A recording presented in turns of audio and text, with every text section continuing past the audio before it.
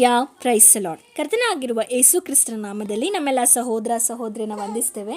ನೀವೇನು ನಮ್ಮ ಚಾನಲ್ನ ಮೊದಲನೇ ಬಾರಿಗೆ ವೀಕ್ಷಿಸುತ್ತಿರುವುದಾದರೆ ದಯವಿಟ್ಟು ಸಬ್ಸ್ಕ್ರೈಬ್ ಮಾಡ್ಕೊಳ್ಳಿ, ಲೈಕ್ ಮಾಡಿ, ಶೇರ್ ಮಾಡಿ, ಹಾಗೂ ನಿಮ್ಮ ಪ್ರಾರ್ಥನಾ ಮನವಿಗಳನ್ನು ಕಮೆಂಟ್ ಮೂಲಕವಾಗಿ ತಿಳಿಸಬಹುದಾಗಿದೆ. ಕೌನ್ಸಿಲಿಂಗ್ ಬೇಕಾದಲ್ಲಿ ಕೆಳಗೆ ಕೊಟ್ಟಿರುವಂಥ ವಾಟ್ಸಪ್ ನಂಬರನ್ನು ಸಂಪರ್ಕಿಸಬಹುದು ಮತ್ತು ನಮ್ಮ ಪ್ರತಿನಿತ್ಯವೂ ನಡೆಯುವಂಥ ಪ್ರಾರ್ಥನೆಗೆ ಜಾಯ್ನ್ ಆಗಬೇಕಾದಲ್ಲಿ ಕೆಳಗೆ ಕೊಟ್ಟಿರುವಂಥ ಗುಂಪುಗಳನ್ನು ಸಂಪರ್ಕಿಸಿ. ಪ್ರತಿ ತಿಂಗಳು ರಾಮನಗರದಲ್ಲಿ ಪ್ರಾರ್ಥನಾ ಕೂಟವಿರುತ್ತದೆ. ಆಸಕ್ತಿ ಇರುವವರು, ಭಾಗವಹಿಸಲಿಕ್ಕೆ ಇಚ್ಛಿಸುವವರು ಕೆಳಗೆ ಕೊಟ್ಟಿರುವಂತಹ ವಾಟ್ಸಪ್ ನಂಬರನ್ನು ಹಾಗೂ ಅದಕ್ಕೆ ನೀವು ಕಾಲ್ಗಳ ಮೂಲಕವಾಗಿ ಅದರ ಮಾಹಿತಿಯನ್ನು ತಿಳಿದುಕೊಳ್ಳಬಹುದಾಗಿದೆ. ಕರ್ತನು ನಿಮ್ಮನ್ನು ಆಶೀರ್ವದಿಸಲಿ. ಇಂದಿನ ನಮ್ಮ ಸಂದೇಶ ಭಾಗ ಯಾವುದಾಗಿದೆ ಅಂದರೆ, ದೇವರು ನಿನ್ನ ಪ್ರಾರ್ಥನೆಯನ್ನು ಕೇಳಿದ್ದಾರೆ. ಸಂದೇಶವನ್ನು ಪ್ರಾರಂಭಿಸುವುದಕ್ಕಿಂತ ಮುಂಚೆ ಒಂದು ಚಿಕ್ಕ ಪ್ರಾರ್ಥನೆಯನ್ನು ಮಾಡಿಕೊಳ್ಳೋಣ. ಉನ್ನತನೂ ಮಹೋನ್ನತನೂ ರಾಜಾದಿರಾಜನೂ ಆಗಿರುವಂಥ ಪರಿಶುದ್ಧ ದೇವನೇ, ನಿನ್ನ ನಾಮಕ್ಕೆ ಸ್ತೋತ್ರವಾಗಲಿ. ಕೊಟ್ಟಂಥ ಸುಂದರವಾದ ದಿನಕ್ಕಾಗಿ, ಸಮಯಕ್ಕಾಗಿ ನಾವು ಸ್ತೋತ್ರ ವಂದನೆಗಳನ್ನು ಸಲ್ಲಿಸ್ತೇವೆ. ವಿಶೇಷವಾಗಿ ದಿನದಲ್ಲಿ ಈ ವಿಡಿಯೋದಲ್ಲಿ ಮಾತನಾಡುವ ವಾಕ್ಯಗಳು ನನ್ನ ಸ್ವಂತ ಬುದ್ಧಿ ಜ್ಞಾನದಿಂದಲ್ಲ, ಪರಿಶುದ್ಧಾತ್ಮನ ನೀವು ಮಾತನಾಡಿ ಒಬ್ಬೊಬ್ಬರ ಹೃದಯದಲ್ಲಿ ಕಾರ್ಯ ಮಾಡಬೇಕಾಗಿ, ನನ್ನ ಮರೆಮಾಚಿ ನೀವು ಪ್ರಕಟವಾಗಬೇಕಾಗಿ ಯೇಸುವಿನ ನಾಮದಲ್ಲಿ ಬೇಡಿಕೊಳ್ತೇವೆ ತಂದೆಯೇ, ಆಮೇನ್ ಆಮೇನ್. ನಾವು ಸತ್ಯವೇದವನ್ನು ನೋಡುವುದಾದರೆ, ದೇವರು ಅನೇಕರಿಗೆ ನಿನ್ನ ಪ್ರಾರ್ಥನೆಯನ್ನು ಕೇಳಿದ್ದೇನೆ, ನಿನ್ನ ವಿಜ್ಞಾಪನೆಯು ದೇವರಿಗೆ ಮುಟ್ಟಿತು ಎಂಬ ಒಂದು ಸಂಗತಿಯನ್ನು ಅಥವಾ ಸಂದೇಶವನ್ನು ಕರ್ತನಿಂದ ಹೊಂದಿಕೊಂಡಂಥ ಭಕ್ತರ ಕುರಿತಾಗಿ ನೋಡೋಣ. ಹಾಗೂ ಆ ಭಕ್ತರಿಗೆ ದೇವರಿಂದ ಉತ್ತರ ಸಿಗಲು ಅವರು ಮಾಡಿದಂಥ ಕಾರ್ಯಗಳನ್ನು ನಾವು ಇವತ್ತು ಧ್ಯಾನ ಮಾಡಿಕೊಳ್ಳೋಣ. ಮೊದಲನೇದಾಗಿ ನೋಡುವುದಾದರೆ, ಲೂಕನು ಬರೆದ ಸುವಾರ್ತೆ 1ನೇ ಅಧ್ಯಾಯದಲ್ಲಿ ನಾವು ಕಾಣಲ್ಪಡ್ತೇವೆ ಒಬ್ಬ ಯಾಜಕನನ್ನ. ಜಕರ್ಯನೆಂಬ ಯಾಜಕನು, ಅವನ ಹೆಂಡತಿಯ ಹೆಸರು ಎಲಿಜಬೆತ್ ಎಂಬುದಾಗಿ. ಇವರು ತುಂಬ ದೇವರಲ್ಲಿ ಭಯಭಕ್ತಿ ಉಳ್ಳವರಾಗಿದ್ದರು, ದೇವರ ದೃಷ್ಟಿಯಲ್ಲಿ ನೀತಿವಂತರಾಗಿದ್ದರು. ಆದರೆ ಎಲಿಜಬೆತ್ತಳು ಬಂಜೆ ಆಗಿದ್ದಳು ಮತ್ತು ಇವರಿಗೆ ಆಲ್ರೆಡಿ ದಿನ ತುಂಬಿದವರಾಗಿದ್ದರು, ವಯಸ್ಸಾಗಿದ್ದಂಥವರಾಗಿದ್ದರು.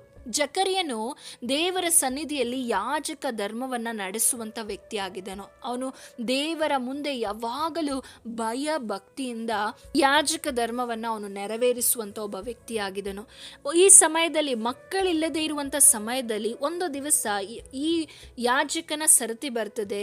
ಜಕರ್ಯನ ವರ್ಗದ ಸರತಿ ಬಂದಾಗ ದೇವರ ಸನ್ನಿಧಿಯಲ್ಲಿ ಅವನು ಯಾಜಕ ಧರ್ಮವನ್ನು ನಡೆಸುತ್ತಿರುವಾಗ ದೇವಾಲಯಕ್ಕೆ ಒಳಗೆ ಹೋಗಿ ದೇವರಿಗೆ ಧೂಪವನ್ನು ಅರ್ಪಿಸುತ್ತಾ ಇರುವಾಗ ಜನರ ಗುಂಪೆಲ್ಲ ಹೊರಗೆ ನಿಂತು ದೇವರನ್ನ ಪ್ರಾರ್ಥಿಸ್ತಾ ಇದ್ದರು. ಹಾಗೆ ಇವನು ಧೂಪವನ್ನು ಅರ್ಪಿಸುವ ಸಮಯದಲ್ಲಿ ಕರ್ತನ ದೂತನು ಧೂಪ ಪೀಠದ ಬಲಗಡೆಯಲ್ಲಿ ನಿಂತುಕೊಂಡವನಾಗಿ ಅವನಿಗೆ ಕಾಣಿಸಿಕೊಂಡು ಜಕರ್ಯನಿಗೆ ಕಾಣಿಸಿಕೊಳ್ತಾನೆ.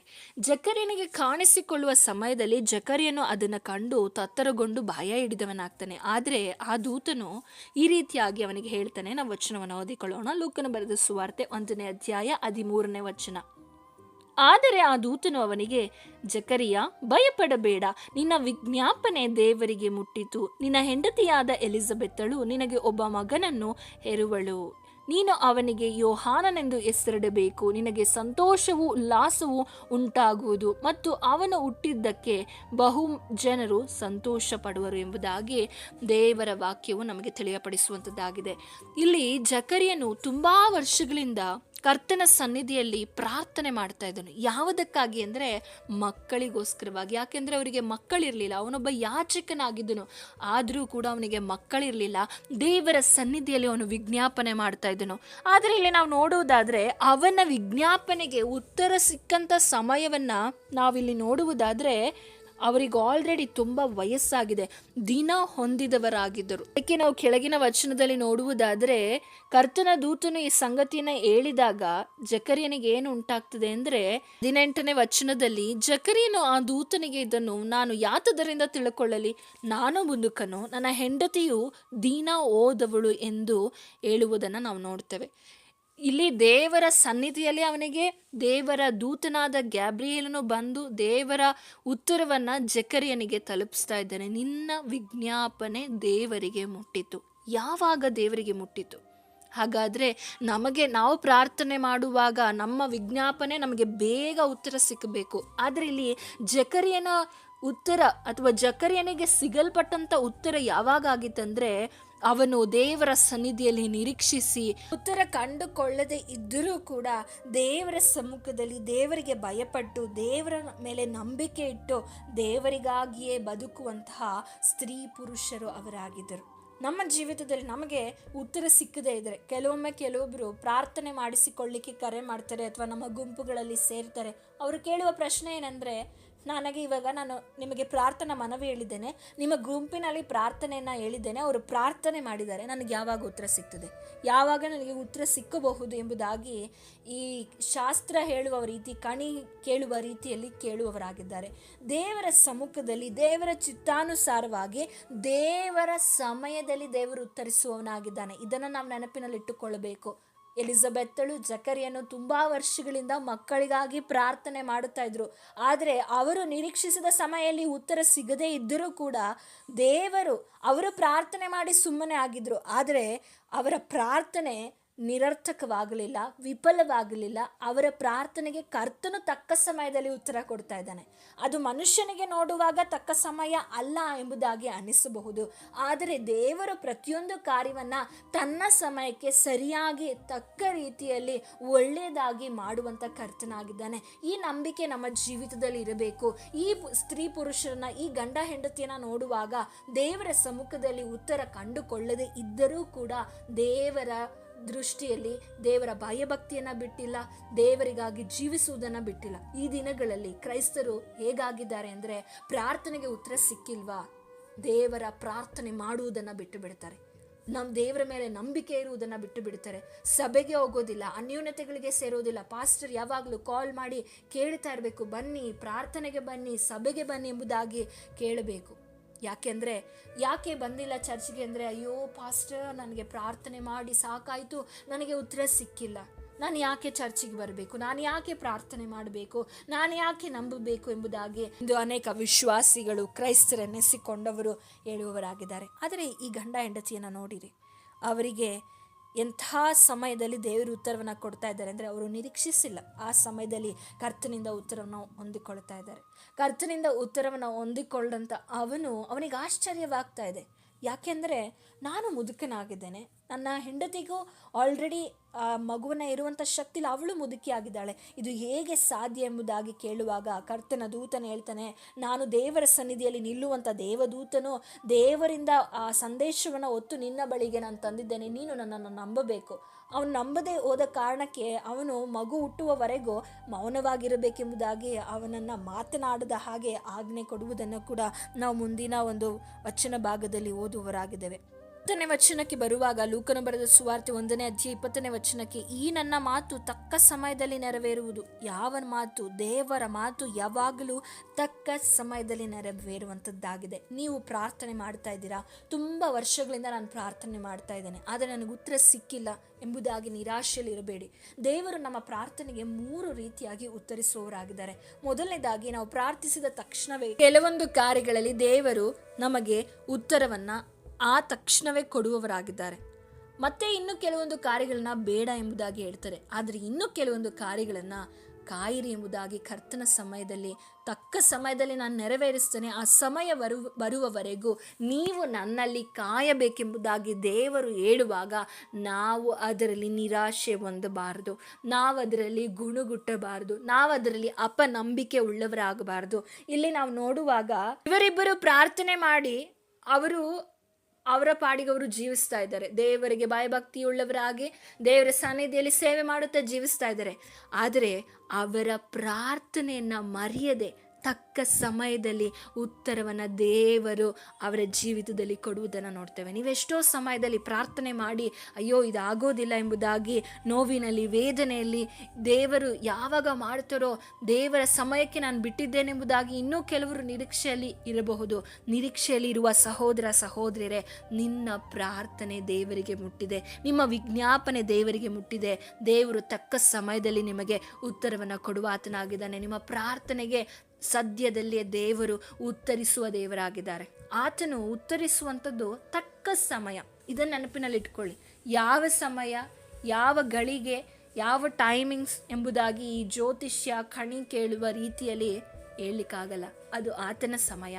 ಆತನು ತನ್ನ ಸಮಯದಲ್ಲಿ ಮಾಡುವಾಗ ಎಲ್ಲವನ್ನ ಪರ್ಫೆಕ್ಟಾಗಿ, ಎಲ್ಲವನ್ನ ಅಚ್ಚುಕಟ್ಟಾಗಿ, ಸರಿಯಾಗಿ ಮಾಡುವವನಾಗಿದ್ದಾನೆ. ಈ ಸಮಯದಲ್ಲಿ ನಾವು ಆತನ ಸಮಯಕ್ಕಾಗಿ ಕಾಯೋಣ. ಆತನ ಸಮಯಕ್ಕಾಗಿ ನಮ್ಮ ಪ್ರಾರ್ಥನೆಗಳಲ್ಲಿ ನಾವು ನಿರೀಕ್ಷೆ ಉಳ್ಳವರಾಗೋಣ. ಈ ಎಲಿಜಬೆತಳಿಗೂ ಮತ್ತು ಜಕರಿಯನಿಗೂ ದೇವರು ತಕ್ಕ ಸಮಯದಲ್ಲಿ ಉತ್ತರವನ್ನು ಕೊಟ್ಟು ತಕ್ಕ ಸಮಯದಲ್ಲಿ ಅವರನ್ನು ಬಲಪಡಿಸ್ತಾ ಇದ್ದಾರೆ. ಏನೆಂಬುದಾಗಿ, ಜಕರಿಯನೇ ಭಯಪಡಬೇಡ, ನಿನ್ನ ಪ್ರಾರ್ಥನೆ ಅಥವಾ ನಿನ್ನ ವಿಜ್ಞಾಪನೆ ದೇವರಿಗೆ ಮುಟ್ಟಿತು ಎಂಬುದಾಗಿ ದೇವರ ವಾಕ್ಯವು ಹೇಳ್ತಾ ಇದೆ. ನಿನ್ನ ಪ್ರಾರ್ಥನೆ ಕಣ್ಣೀರಲ್ಲಿ, ವೇದನೆಯಲ್ಲಿ, ದುಃಖದಲ್ಲಿ, ಅಯ್ಯೋ ನಾನು ಎಷ್ಟೋ ವರ್ಷಗಳಿಂದ ಮಕ್ಕಳಿಗಾಗಿ ಪ್ರಾರ್ಥಿಸ್ತಾ ಇದ್ದೇನೆ, ಎಷ್ಟೋ ವರ್ಷದಿಂದ ನನ್ನ ಕುಟುಂಬಕ್ಕಾಗಿ ಪ್ರಾರ್ಥಿಸ್ತಾ ಇದ್ದೇನೆ, ನನ್ನ ಮಕ್ಕಳ ಭವಿಷ್ಯಕ್ಕಾಗಿ, ನನ್ನ ಮಕ್ಕಳ ವಿವಾಹಕ್ಕಾಗಿ, ನನ್ನ ಜೀವಿತದಲ್ಲಿ ನನ್ನ ಸೇವೆಯ ಪ್ರಗತಿಗಾಗಿ ಎಷ್ಟೋ ವರ್ಷದಿಂದ ನಾನು ಪ್ರಾರ್ಥಿಸ್ತಾ ಇದ್ದೇನೆ, ನನಗೆ ಉತ್ತರ ಸಿಕ್ಕಿಲ್ಲ ಎಂಬುದಾಗಿ ನಿರಾಶೆಯಲ್ಲಿರುವಂಥ ಸಹೋದರ ಸಹೋದರಿಯರೇ, ದೇವರ ವಾಕ್ಯ ಹೇಳ್ತಾ ಇದೆ, ನಿಮ್ಮ ಪ್ರಾರ್ಥನೆಗೆ ಉತ್ತರಿಸುವ ದೇವರು, ನಿಮ್ಮ ಪ್ರಾರ್ಥನೆ ದೇವರಿಗೆ ಮುಟ್ಟಿದೆ. ಖಂಡಿತವಾಗಿಯೂ ಆತನು ತಕ್ಕ ಸಮಯದಲ್ಲಿ ತಾನು ಮಾಡಿದಂಥ ವಾಗ್ದಾನವನ್ನು ನೆರವೇರಿಸುವಂಥವನಾಗಿದ್ದಾನೆ. ಆದರೆ ನಾವು ಎಲಿಜಬೆತ್ತಳು ಮತ್ತು ಜಕರಿಯನ ಹಾಗೆ ದೇವರ ದೃಷ್ಟಿಯಲ್ಲಿ ಪ್ರಾರ್ಥನೆಗೆ ಉತ್ತರ ಬರದೇ ಇರಲಿ, ದೇವರ ದೃಷ್ಟಿಯಲ್ಲಿ ಯೋಗ್ಯವಾಗಿ ನಡ್ಕೊಳ್ಬೇಕು, ದೇವರ ದೃಷ್ಟಿಯಲ್ಲಿ ನೀತಿವಂತರಾಗಿ, ದೇವರ ದೃಷ್ಟಿಯಲ್ಲಿ ತಪ್ಪಿಲ್ಲದವರಾಗಿ ನಡ್ಕೊಳ್ಳಬೇಕು. ಯಾಕೆಂದರೆ ದೇವರು ನಮ್ಮ ಜೀವಿತದಲ್ಲಿ ಕೆಲವೊಂದು ಕಾರ್ಯಗಳನ್ನು ಸರಿಪಡಿಸಿ ಅಥವಾ ನಮ್ಮನ್ನು ಪರೀಕ್ಷಿಸಿ ಆತನು ಉತ್ತರಿಸುವವನಾಗಿದ್ದಾನೆ. ನಮ್ಮ ಗುಣಗಳನ್ನು ಸರಿಪಡಿಸಿ ನಮಗೊಂದು ಆಶೀರ್ವಾದ ಕೊಡಬೇಕಂದ್ರೆ ಆ ಆಶೀರ್ವಾದವನ್ನು ಸರಿಯಾದ ರೀತಿಯಲ್ಲಿ ನಾವು ಉಪಯೋಗಿಸಿಕೊಳ್ಳುವಂತೆ ಕರ್ತನು ನಮ್ಮನ್ನು ಮೊದಲು ಸ್ಥಿರಪಡಿಸಿ ಸರಿಪಡಿಸಿ ನಂತರ ಕೆಲವೊಂದು ವಿಷಯಗಳನ್ನು ಕೊಡುವವನಾಗಿದ್ದಾನೆ. ಆ ಸಮಯದಲ್ಲಿ ನಾವು ಕರ್ತನ ಮೇಲೆ ಗುಣಗುಟ್ಟದೆ ಇವರ ಹಾಗೆ ದೇವರ ಸನ್ನಿಧಿಯಲ್ಲಿ ನಾವು ಕರ್ತನನ್ನೇ ಆಶ್ರಯಿಸಿಕೊಂಡವರಾಗಿರಬೇಕು. ನಂತರ ದೇವರ ಉತ್ತರ ಬರುವಾಗ ಇಲ್ಲಿ ಇವನು ಆಶ್ಚರ್ಯ ಪಡ್ತಾ ಇದ್ದಾನೆ. ಅಯ್ಯೋ, ನನ್ನಂಥವನಿಗೆ ಮಗು ಆಗ್ತದ, ನನ್ನ ಹೆಂಡತಿಗೆ ಮಗು ಆಗ್ತದೆ ಎಂಬುದಾಗಿ ಆಶ್ಚರ್ಯ ಪಡ್ತಾ ಇದ್ದಾನೆ. ಆದರೆ ದೇವರು ಉತ್ತರಿಸುವಂಥ ರೀತಿ ಇದಾಗಿರ್ತದೆ. ನಾವು ಆಶ್ಚರ್ಯ ಪಡುವ ರೀತಿಯಲ್ಲಿ, ಅನೇಕರು ಆಶ್ಚರ್ಯ ಪಡುವ ರೀತಿಯಲ್ಲಿ ದೇವರು ಉತ್ತರಿಸುವಂಥವನಾಗಿದ್ದಾನೆ. ಆದರೆ ನಾವು ದೇವರ ಸನ್ನಿಧಿಯಲ್ಲಿ ತಾಳ್ಮೆ ಉಳ್ಳವರಾಗಿರಬೇಕು. ನಾವು ಅಬ್ರಹಾಮನನ್ನು ನೋಡ್ತೇವೆ. ದೇವರ ಸನ್ನಿಧಿಯಲ್ಲಿ ವಾಗ್ದಾನವನ್ನು ಹೊಂದಿದಂಥ ಅವನು 25 ವರ್ಷಗಳ ಕಾಲ ದೇವರ ಸಮ್ಮುಖದಲ್ಲಿ ಕಾದನು. ಇವತ್ತು ನಮಗೆ ಕಾಯೋದು ಅಂದರೆ ಇಷ್ಟ ಆಗೋದಿಲ್ಲ. ನಾವು ಹೇಳಿದ ತಕ್ಷಣ ಇನ್ಸ್ಟೆಂಟಾಗಿ ಎಲ್ಲ ಆಗಬೇಕೆಂಬುದಾಗಿ ನಾವು ನಿರೀಕ್ಷಿಸುವವರಾಗಿದ್ದೇವೆ. ಮತ್ತು ಇನ್ನೊಬ್ಬ ವ್ಯಕ್ತಿಗೆ ದೇವರು ಇದೇ ರೀತಿಯಾಗಿ ನಾನು ನಿನ್ನ ಪ್ರಾರ್ಥನೆಯನ್ನು ಕೇಳಿದ್ದೇನೆಂಬುದಾಗಿ ಹೇಳುವುದನ್ನು ನೋಡ್ತೇವೆ. 2 ಅರಸುಗಳ ಪುಸ್ತಕ 20ನೇ ಅಧ್ಯಾಯದಲ್ಲಿ ನಾವು ಬರುವಾಗ ಅರಸನಾದ ಹಿಜ್ಕೀಯನು, ಯೆಹೂದ್ಯದ ಅರಸನಾದ ಹಿಜ್ಕೀಯನು ಅಸ್ವಸ್ಥನಾಗ್ತಾನೆ. ಆ ಸಮಯದಲ್ಲಿ ಅವನು ಉಳಿಯೋದಿಲ್ಲ ಎಂಬುದಾಗಿ ಪ್ರವಾದಿಯಾದ ಯೆಶಾಯನ ಮೂಲಕವಾಗಿ ದೇವರು ತಿಳಿಸಿದಾಗ ಅವನು ನಿರಾಶೆ ಹೊಂದಲಿಲ್ಲ. ಅದನ್ನು ಕೇಳಿದೊಡನೆ ತನ್ನ ಮೋರೆಯನ್ನು ಗೋಡೆಯ ಕಡೆಗೆ ತಿರುಗಿಸಿ, ಯೆಹೋವನೇ, ನಾನು ನಂಬಿಗಸ್ತನಾಗಿಯೂ ಯಥಾರ್ಥ ಚಿತ್ತನಾಗಿಯೂ ನಿನಗೆ ನಡೆದುಕೊಂಡು ನಿನ್ನ ದೃಷ್ಟಿಯಲ್ಲಿ ಒಳ್ಳೆಯವನಾಗಿದ್ದದನ್ನು ನೆನಪು ಮಾಡಿಕೋ ಎಂದು ಪ್ರಾರ್ಥಿಸಿ ಬಹಳವಾಗಿ ಅವನು ಅಳುವುದನ್ನು ನಾವು ನೋಡ್ತಾ ಇದ್ದೇವೆ. ನೋಡಿ, ಅರಸನಾದ ಹಿಜ್ಕೀಯನು ಅಸ್ವಸ್ಥ ಹೊಂದುತ್ತಾನೆ. ಆ ಸಮಯದಲ್ಲಿ ಆ ಒಂದು ವಿಷಯವನ್ನ ಯೆಶಾಯನ ಮುಖಾಂತರವಾಗಿ ಕೇಳಿದ ತಕ್ಷಣ ಅವನು ತನ್ನ ಮೋರೆನ ಅಂದರೆ ತನ್ನ ಮುಖವನ್ನ ದೇವರ ಕಡೆಗೆ ತಿರುಗಿಸಿಕೊಳ್ತಾ ಇದ್ದಾನೆ. ದೇವರ ಕಡೆಗೆ ತಿರುಗಿಸಿಕೊಂಡು ದೇವರ ಬಳಿಯಲ್ಲಿ ಕೇಳ್ತಾ ಇದ್ದೇನೆ, ನಾನು ನಂಬಿಗಸ್ತನಾಗಿ ಯಥಾರ್ಥನಾಗಿದ್ದೇನೆ, ನಿನ್ನ ದೃಷ್ಟಿಯಲ್ಲಿ ನಾನು ನಡ್ಕೊಂಡಿದ್ದೇನಲ್ಲ, ನಿನ್ನ ದೃಷ್ಟಿಯಲ್ಲಿ ಒಳ್ಳೆಯದನ್ನು ನಾನು ಮಾಡಿದ್ದನ್ನು ನೆನಪು ಮಾಡಿಕೋ ಎಂಬುದಾಗಿ ಪ್ರಾರ್ಥನೆ ಮಾಡಿ ಅಳುತ್ತಾ ಇದ್ದಾನೆ. ನೋಡಿ, ಯಾವ ಮನುಷ್ಯನು ದೇವರ ಸಮ್ಮುಖದಲ್ಲಿ ಕಣ್ಣೀರಿನಿಂದ ದೇವರ ಬಳಿಯಲ್ಲಿ ಪ್ರಾರ್ಥಿಸ್ತಾನೋ ಅವನ ಪ್ರಾರ್ಥನೆಯನ್ನು ದೇವರು ಎಂದಿಗೂ ಕೂಡ ತಿರಸ್ಕರಿಸುವುದಿಲ್ಲ. ಆದರೆ ಅವನ ಪ್ರಾರ್ಥನೆ, ಅವನ ಕಣ್ಣೀರು ನಿಜವಾದ ಕಣ್ಣೀರಾಗಿರಬೇಕು, ಪಶ್ಚಾತ್ತಾಪದಿಂದ ತುಂಬಿದ ಕಣ್ಣೀರಾಗಬೇಕು, ಯಥಾರ್ಥವಾದ ಕಣ್ಣೀರಾಗಬೇಕು. ಯಾವುದ್ಯಾವುದೋ ಪಾಪವನ್ನೆಲ್ಲ ಮಾಡಿ ಪಾಪವನ್ನು ಸರಿಪಡಿಸು ಎಂಬುದಾಗಿ ಆ ಪಾಪದಲ್ಲಿಯೇ ನಾವು ನೋಡ್ತೇವೆ. ದಾವೀದನು ಕೂಡ ಕಣ್ಣೀರಿನಿಂದ ಉಪವಾಸವಿದ್ದು ಬಾತ್ಷೆಬಳೊಟ್ಟಿಗೆ ಹುಟ್ಟಿದಂತಹ ಮಗುವಿಗಾಗಿ ಪ್ರಾರ್ಥಿಸ್ತಾನೆ. ದೇವರ ಪ್ರಾರ್ಥನೆಯನ್ನು ಕೇಳೋದಿಲ್ಲ. ಆದರೆ ಯಥಾರ್ಥವಾಗಿ ಕಣ್ಣೀರಿನಿಂದ ದೇವರ ಸಮ್ಮುಖದಲ್ಲಿ ಪ್ರಾರ್ಥನೆ ಮಾಡುವವರ ಕಣ್ಣೀರಿನ ಪ್ರಾರ್ಥನೆಗೆ ದೇವರು ತಿರಸ್ಕರಿಸೋದಿಲ್ಲ. ಇಲ್ಲಿ ಹಿಜ್ಕೀಯನ ಪ್ರಾರ್ಥನೆಯನ್ನು ದೇವರು ಕೇಳಿದನು. ಆ ಪ್ರಾರ್ಥನೆಯನ್ನು ಕೇಳಲಿಕ್ಕೆ ಕಾರಣ ಏನಂದರೆ ಅವನೊಬ್ಬ ನಂಬಿಗಸ್ತನಾಗಿದ್ದನು. ಅವನು ಯಥಾರ್ಥವಾಗಿ ದೇವರ ದೃಷ್ಟಿಯಲ್ಲಿ ನಡ್ಕೊಂಡ ವ್ಯಕ್ತಿಯಾಗಿದ್ದನು. ಅವನು ಯಾವಾಗಲೂ ದೇವರ ದೃಷ್ಟಿಯಲ್ಲಿ ಯಾವುದು ಒಳ್ಳೆಯದಿದೆಯೋ ಅದನ್ನೇ ಅವನು ಮಾಡುವಂಥ ವ್ಯಕ್ತಿಯಾಗಿದ್ದನು. ನಮ್ಮ ಒಂದು ಕುರಿತಾದ ಸಾಕ್ಷಿ ಏನಾಗಿದೆ? ನಾವು ದೇವರಿಗೆ ಯಥಾರ್ಥವಾಗಿದ್ದೇವಾ? ನಾವು ನಂಬಿಗಸ್ತರಾಗಿದ್ದೇವಾ? ನಾವು ದೇವರ ದೃಷ್ಟಿಯಲ್ಲಿ ಒಳ್ಳೆಯದನ್ನು ಮಾಡುವವರಾಗಿದ್ದೇವಾ? ನಮ್ಮ ಕುರಿತು ದೇವರ ಮುಂದೆ ಹೇಳಲಿಕ್ಕೆ ಏನಿದೆ? ಯಥಾರ್ಥತೆ ಇದೆಯಾ? ನಂಬಿಗಸ್ತಿಕೆ ಇದೆಯಾ? ದೇವರ ದೃಷ್ಟಿಯಲ್ಲಿ ಒಳ್ಳೆಯದನ್ನು ಮಾಡುವವರಾಗಿದ್ದೇವಾ? ಆದರೆ ಹಿಜ್ಕೀಯನು ಈ ರೀತಿಯಾಗಿ ಪ್ರಾರ್ಥನೆ ಮಾಡಿ ದೇವರ ಸಮ್ಮುಖದಲ್ಲಿ ಕಣ್ಣೀರಾಗ್ತಾ ಇದ್ದಾನೆ. ನಿಮ್ಮ ಜೀವಿತದಲ್ಲಿ ನೀವು ದೇವರ ಸಮ್ಮುಖದಲ್ಲಿ ಕಣ್ಣೀರಿಟ್ಟು ಪ್ರಾರ್ಥಿಸುವುದಾದರೆ, ಹಿಜ್ಕೀಯನು ತನ್ನ ಆ ಒಂದು ಸಾವಿನ ವಿಷಯವಾಗಿ ಕೇಳುವಾಗ ಅವನು ತನ್ನ ಮೊರೆಯನ್ನು ದೇವರ ಕಡೆಗೆ ತಿರುಗಿಸಿದನು. ಇವತ್ತು ನಿಮ್ಮ ಜೀವಿತದಲ್ಲಿ ಹಿಜ್ಕೀಯನ ಹಾಗೆ ನೀವು ನಿರೀಕ್ಷಿಸದೇ ಇರುವಂತಹ ಕೆಲವೊಂದು ಸಿಚುಯೇಷನ್ಗಳಾಗಿರ್ಬೋದು, ಸಮಸ್ಯೆಗಳು, ಹೋರಾಟ, ವೇದನೆ, ಸಮಸ್ಯೆಗಳಾಗಿರ್ಬೋದು, ಬಂಧನಗಳಾಗಿರ್ಬೋದು, ಕಷ್ಟ ಯಾವುದಾದರೂ ನಿಮ್ಮ ಜೀವಿತದಲ್ಲಿ ಬರುವಾಗ ನೀವು ಹಿಜ್ಕೀಯನ ರೀತಿಯಲ್ಲಿ ನಿಮ್ಮ ಮೊರೆಯನ್ನು, ನಿಮ್ಮ ಮುಖವನ್ನು ಕರ್ತನ ಕಡೆಗೆ ತಿರುಗಿಸುವುದಾದರೆ, ನೀವು ಕಣ್ಣೀರಿನಿಂದ ಯಥಾರ್ಥವಾಗಿ ದೇವರನ್ನು ಪಶ್ಚಾತ್ತಾಪ ತುಂಬಿದ ಹೃದಯವುಳ್ಳವರಾಗಿ ಕಣ್ಣೀರಿನಿಂದ ನೀವು ಪ್ರಾರ್ಥಿಸುವುದಾದರೆ, ಯಥಾರ್ಥವಾಗಿ ಪ್ರಾರ್ಥಿಸುವುದಾದರೆ ದೇವರು ನಿಮ್ಮ ಪ್ರಾರ್ಥನೆಯನ್ನು ಕೇಳುವವನಾಗಿದ್ದಾನೆ. ನಾವು ನೋಡುವುದಾದರೆ ನಂತರ ನಾವು 5ನೇ ವಚನವನ್ನು ಓದಿಕೊಳ್ಳೋಣ. 2 ಅರಸುಗಳ ಪುಸ್ತಕ 20ನೇ ಅಧ್ಯಾಯ 5ನೇ ವಚನದಲ್ಲಿ ಓದಿಕೊಳ್ಳೋಣ. ನನ್ನ ಪ್ರಜೆಗಳ ಪ್ರಭುವಾಗಿರುವ ಹಿಜ್ಕೀಯನಿಗೆ ನಾನು ನಿನ್ನ ಪ್ರಾರ್ಥನೆಯನ್ನು ಕೇಳಿದ್ದೇನೆ, ನಿನ್ನ ಕಣ್ಣೀರನ್ನು ನೋಡಿದ್ದೇನೆ. ನೀನು ಗುಣ ಹೊಂದಿ ನಾಡದು ನನ್ನ ಆಲಯಕ್ಕೆ ಬರುವಿ. ಇದಲ್ಲದೆ ನಿನ್ನ ಆಯುಷ್ಯಕ್ಕೆ 15 ವರ್ಷಗಳು ಕೂಡಿಸುತ್ತೇನೆ ಎಂಬುದಾಗಿ ದೇವರು ಅವನಿಗೆ ಉತ್ತರಿಸುವುದನ್ನು ನೋಡ್ತೇವೆ. ನಾನು ನಿನ್ನ ಪ್ರಾರ್ಥನೆಯನ್ನು ಕೇಳಿದ್ದೇನೆ. ದೇವರ ವಾಕ್ಯ ಹೇಳ್ತಾ ಇದೆ, ನೀವು ಹಿಜ್ಕೀಯನ ಹಾಗೆ ಕಣ್ಣೀರಿನಿಂದ ನಿಮಗೆ ಬರುವ ಸಮಸ್ಯೆಗಳ ವಿರುದ್ಧವಾಗಿ ದೇವರ ಸಮ್ಮುಖದಲ್ಲಿ ಪ್ರಾರ್ಥನೆ ಮಾಡಿರಿ. ಅದನ್ನು ಬಿಟ್ಟು ಗಲಿಬಿಲಿಯಲ್ಲಿ, ಚಿಂತೆಯಲ್ಲಿ, ಬೇಡವಾದಂತಹ ಸಂಗತಿಗಳನ್ನು, ಪಾಪದ ಕಾರ್ಯಗಳನ್ನು ಮಾಡುತ್ತಾ ನಿಮ್ಮ ಜೀವಿತದಲ್ಲಿರುವ ಸಮಾಧಾನವನ್ನು, ಸಂತೋಷವನ್ನು, ಕುಟುಂಬದಲ್ಲಿರುವಂತಹ ಸಮಾಧಾನ, ಐಕ್ಯತೆ, ಪ್ರೀತಿಯನ್ನು ಕಳೆದುಕೊಳ್ಳಬೇಡಿ. ದೇವರ ಸಮ್ಮುಖದಲ್ಲಿ ಮೊರೆ ಇಡಿರಿ. ದೇವರ ಸಮ್ಮುಖದಲ್ಲಿ ಆಗದೇ ಇರುವ ಕಾರ್ಯ ಒಂದೂ ಇಲ್ಲ. ಹಿಜ್ಕೀಯನಿಗೆ ಮರಣಕರವಾದ ವ್ಯಾಧಿಯು ಬಂದಾಗಲೂ ಅವನಿಗೆ ಬಂದಂತಹ ಸಮಸ್ಯೆಯನ್ನು ಕೇಳಿದಾಗ ದೇವರ ಸನ್ನಿಧಿಯನ್ನು ಅವನು ಪ್ರಾರ್ಥನೆ ಮಾಡಲಿಕ್ಕೆ ತೀರ್ಮಾನಿಸಿದನು. ದೇವರ ಸನ್ನಿಧಿಯಲ್ಲಿ ನಿಮ್ಮ ಪ್ರಾರ್ಥನೆಗೆ ಉತ್ತರ ಬೇಕಂದರೆ ನಿಮಗೆ ಸಮಸ್ಯೆ, ಹೋರಾಟ, ವೇದನೆ, ನೋವುಗಳು ಬರುವಾಗ ನಿಮ್ಮ ಮುಖವನ್ನು ಕರ್ತನ ಕಡೆಗೆ ದೃಷ್ಟಿಸಿರಿ. ಕರ್ತನಲ್ಲಿ ನೀವು ಪ್ರಾರ್ಥನೆ ಮಾಡಿರಿ. ಪ್ರಾರ್ಥಿಸುವಾಗ ಖಂಡಿತವಾಗಿಯೂ ದೇವರು ನಿಮಗೆ ಉತ್ತರಿಸುವಂಥವನಾಗಿದ್ದಾನೆ. ನಿಮ್ಮ ಪ್ರಾರ್ಥನೆಗೆ ಉತ್ತರಿಸುವ ದೇವರು, ನಮ್ಮ ಪ್ರಾರ್ಥನೆಗೆ ಉತ್ತರಿಸುವ ದೇವರು ನಮ್ಮ ರಕ್ಷಕನಾಗಿರುವ ಯೇಸು ಸ್ವಾಮಿ. ಆತನು ಯಾವಾಗಲೂ ನಮ್ಮ ಪ್ರಾರ್ಥನೆಯನ್ನು ಕೇಳಿ ನಮಗೆ ತಕ್ಕ ಸಮಯದಲ್ಲಿ ಉತ್ತರಿಸಿ ನಮ್ಮನ್ನು ನಡೆಸುವ ಆತನಾಗಿದ್ದಾನೆ. ಹಿಜ್ಕೀಯನ ಹಾಗೆ ನಿಮ್ಮ ಜೀವಿತದಲ್ಲಿ ವೇದನೆ ಇರುವುದಾದರೆ ಅಥವಾ ನೋವು, ಸಂಕಟ ಇರುವುದಾದರೆ ಅದನ್ನು ದೇವರಿಗೆ ಹೇಳಿರಿ. ದೇವರಿಗೆ ಹೇಳುವಾಗ ಯಥಾರ್ಥವಾಗಿ ಪಶ್ಚಾತ್ತಾಪ ಪಟ್ಟು ನಾವು ಹೇಳುವಾಗ, ಕಣ್ಣೀರಿಡುವಾಗ ಕರ್ತನು ಖಂಡಿತವಾಗಿಯೂ ಉತ್ತರಿಸುವವನಾಗಿದ್ದಾನೆ. ಯಾಕೆಂದರೆ ಕಣ್ಣೀರಿಡುವಂಥ ನಾವು 2 ಮಕ್ಕಳಿದ್ರೆ ಯಾವ ಮಕ್ಕಳಿಗೆ ಬೇಗ ಆಹಾರ ಕೊಡ್ತೇವೆ ಅಂದರೆ, ಯಾವ ಮಗು ಕಣ್ಣೀರಿಟ್ಟು ಅಳ್ತಾ ಇರ್ತದೋ ಆ ಮಗುವನ್ನೇ ನಾವು ಮೊದಲು ಸಂತೈಸಲು ಪ್ರಯತ್ನಿಸ್ತೇವೆ. ಹಾಗೆ ಮನುಷ್ಯರಾದ ನಾವೇ ಅಳುವಂಥ ಮಗುವನ್ನು ನೋಡುವಾಗ ಸಹಿಸಲಿಕ್ಕೆ ಸಾಧ್ಯವಾಗೋದಿಲ್ಲ. ನಮಗಾಗಿ ಪ್ರಾಣ ಕೊಟ್ಟಂಥ ಕರ್ತನ ಸಮ್ಮುಖದಲ್ಲಿ ನಾವು ಅತ್ತು ಪ್ರಾರ್ಥಿಸುವಾಗ ಆತನು ನಮಗೆ ಉತ್ತರಿಸುವ ದೇವರಾಗಿದ್ದಾನೆ. ಯಾಕೆಂದರೆ ನಮ್ಮ ದೇವರು ನಮ್ಮ ಪ್ರಾರ್ಥನೆಗೆ ಉತ್ತರ ಕೊಡುವ ದೇವರು. ತಡವಾದರೂ ತಕ್ಕ ಸಮಯದಲ್ಲಿ ಒಳ್ಳೆಯ ಉತ್ತರವನ್ನು ಕೊಡುವ ದೇವರು ನಮ್ಮ ದೇವರಾಗಿದ್ದಾನೆ. ಆ ದೇವರನ್ನ ಮೇಲೆ ನಿಮ್ಮ ನಿರೀಕ್ಷೆ ಇರಲಿ.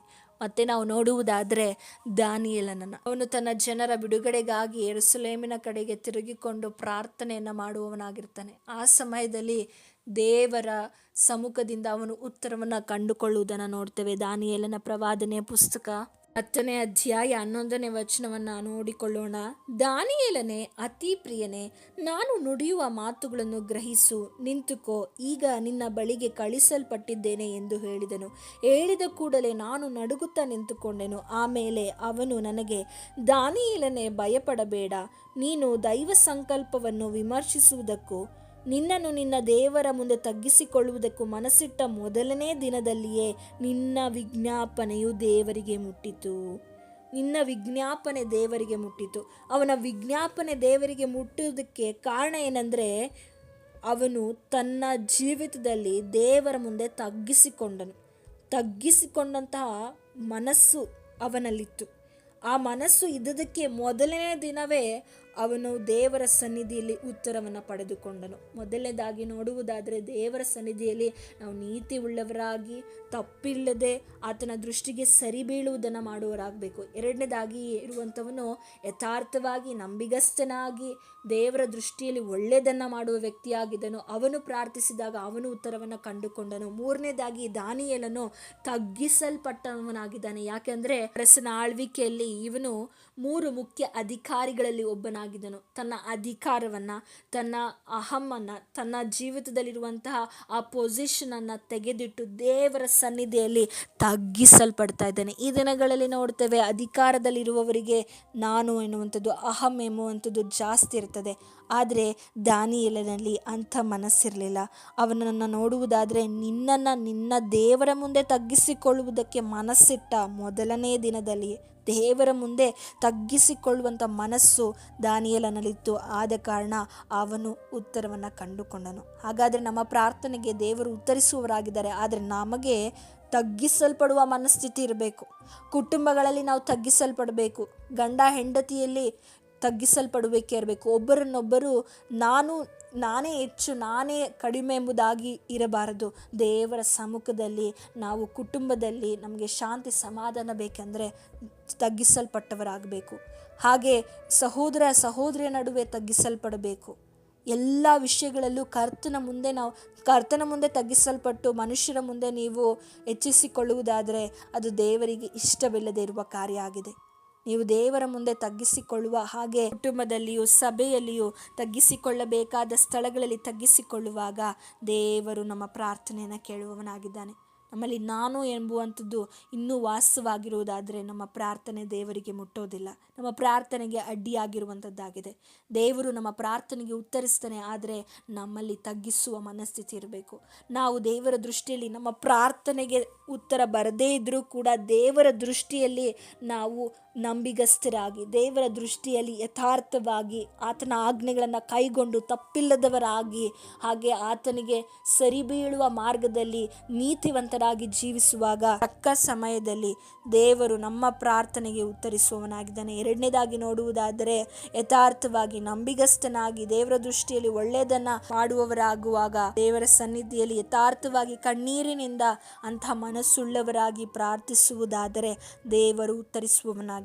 ಮತ್ತೆ ನಾವು ನೋಡುವುದಾದರೆ, ದೇವರ ಮುಂದೆ ತಗ್ಗಿಸಲ್ಪಡುವಂಥ ಮನಸ್ಸು, ಆ ಮನಸ್ಸಿರುವುದಾದರೆ ದೇವರಿಗೆ ನಮ್ಮ ಪ್ರಾರ್ಥನೆ, ನಾವು ಮಾಡುವ ಪ್ರಾರ್ಥನೆ ಮುಟ್ಟುವಂಥದ್ದಾಗಿದೆ. ಆ ಪ್ರಾರ್ಥನೆಗೆ ದೇವರು ಉತ್ತರಿಸುವವನಾಗಿದ್ದಾನೆ. ಹಾಗಾದರೆ ನಮ್ಮ ಪ್ರಾರ್ಥನೆಗೆ ದೇವರು ಉತ್ತರಿಸುವವನಾಗಿದ್ದಾನೆ. ದೇವರು ಪ್ರಾರ್ಥನೆಗೆ ಉತ್ತರಿಸಬೇಕಂದ್ರೆ ನಮ್ಮಲ್ಲಿ ಕೆಲವೊಂದು ಕಾರ್ಯಗಳು ಇರಬೇಕು. ನಮ್ಮಲ್ಲಿ ಕೆಲವೊಂದು ಗುಣಗಳನ್ನು ಕರ್ತನು ನೋಡುವವನಾಗಿದ್ದಾನೆ. ನಮ್ಮ ಮನಸ್ಸನ್ನು ನೋಡುವವನಾಗಿದ್ದಾನೆ. ನಮ್ಮ ಮನಸ್ಸಿನಲ್ಲಿ ದೇವರಿಗೆ ವಿಧೇಯತ್ವ ಉಂಟಾ? ನಮ್ಮ ಮನಸ್ಸಿನಲ್ಲಿ ದೇವರಿಗೆ ನಾವು ನೀತಿವಂತರಾಗಿದ್ದೇವಾ? ನಮ್ಮ ಮನಸ್ಸಿನಲ್ಲಿ ಯಥಾರ್ಥತ್ವ ಇದೆಯಾ? ಇದನ್ನು ದೇವರು ನೋಡುವವನಾಗಿದ್ದಾನೆ.